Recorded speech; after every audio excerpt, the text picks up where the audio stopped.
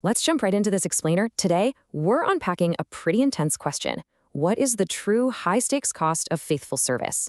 We're going to use a primary source, the incredibly insightful 1122 sermon, which totally dissects Mark chapter 6. As we'll see, it reveals this deeply dangerous intersection where ancient political power collides with unwavering faith. So, what exactly are the rewards for faithfully serving God? I mean, we usually expect positive stuff, right? Peace, joy, maybe a little comfort. But the 1122 sermon hits us right out of the gate with this haunting question about the real spiritual perks of devotion. When you dedicate your life to the truth, what do you actually get? Well, sometimes it's literally life or death. This sermon grounds us in reality by bringing up Shabazz body. He was a Christian cabinet member assassinated in Pakistan back in 2011. Just months before he was martyred, he recorded a video with these exact words. He fully knew the risk. He knew faithful service doesn't just hand you earthly comfort on a silver platter. Sometimes it demands absolutely everything. Which brings us to section 1, the ancient precedent. A massive point the 1122 sermon drives home is that the reward for faithful service often involves intense pushback. There's this moment where Jesus promises his followers 100-fold of rewards, houses, brothers, sisters, lands. Sounds great. But then he slips in one incredibly jarring word: persecutions. Yeah. So the ultimate cost? It might literally mean losing your life, or, as the sermon pretty bluntly puts it, having your head served up on a platter. Let's move on to section 2, a twisted royal family. You have to look at the sheer, almost unbelievable dysfunction of this family tree. The sermon literally calls it sin on steroids, and honestly, that hits a nail on the head. You've got Herod Antipas, who marries Herodias. But wait, Herodias was already married to his half-brother, Herod Philip. And if that wasn't enough, she's also his niece. It's this wild, dizzying mix of divorce, adultery, and toxic political scheming. A total recipe for disaster. Right at the center of this absolute mess is Herod Antipas. Now, the locals might have mockingly called him a king, but Antipas was actually just a tetrarch, basically a middle manager ruling a fourth of a region. He had actually begged the Roman emperor to be an official king and got flatly denied. So you've got this weak, henpecked politician who is absolutely desperate for validation, fiercely protective of his fragile ego, and incredibly easy to manipulate.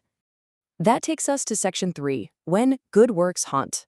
So into this chaotic court steps John the Baptist. The 1122 sermon points out there are usually 3 ways people react when you're doing God's work. Number 1, some will praise you. Number 2, some will aggressively oppose you. But Herod, he falls into category 3. He was fundamentally deeply terrified by John's undeniable righteousness. John had the moral courage to publicly call out Herod's incestuous marriage, and that absolutely shook the tetrarch to his core. It's fascinating because this guilt completely paralyzed him. Herod actually arrested John just to appease his furious wife, Herodias. But the irony here, he kept John safe in the dungeon to protect him from his own wife's murderous wrath.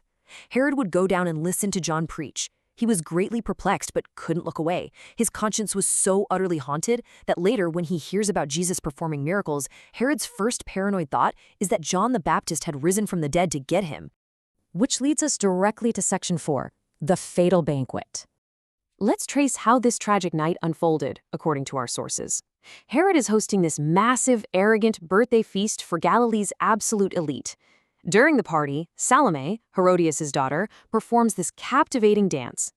Caught up in his own ego and trying to show off, Herod makes an incredibly foolish public oath, telling the girl she can have anything, even half his kingdom. Salome immediately runs to her mother, who sees her shot at vengeance. She coaches her daughter to demand John's head. And just like that, trapped by his own big mouth, Herod orders an innocent man's execution. As historical scholars point out, when looking at this text, Herod really didn't want to kill John, but he completely caved to the intense peer pressure from all the VIPs sitting at his table. He just couldn't bear to look weak in front of his buddies. It is a textbook, tragic case of the misuse of political power. For a corrupt leader, saving face is ultimately more important than saving a human life. And that brings us to section 5, 2 very different kingdoms. This whole event brilliantly sets up a massive contrast that the original writer wanted us to catch. Because right after this gruesome story, the text pivots to Jesus feeding the 5,000. The difference is basically night and day. Herod's banquet is in a lavish palace, driven by arrogance, scheming, and lust, and it ends in murder. Jesus' banquet, it's out in a deserted wilderness. It's driven by deep compassion for the crowd, and it results in supernatural feeding and life. It's super clear.